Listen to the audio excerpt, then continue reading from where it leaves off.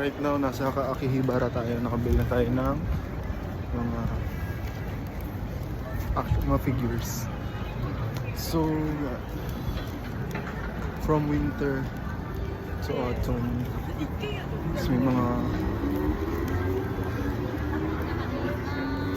cosplay sa gilid, as you can see. So yun, anong oras na ngayon?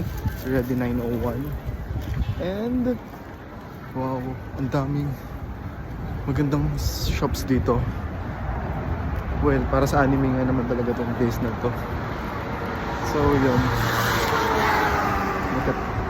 so yun, ngayon pauwi na tayo. Bye. Sobrang lamig, grabe. Today is 7 degrees Celsius and sakit na sa mukha.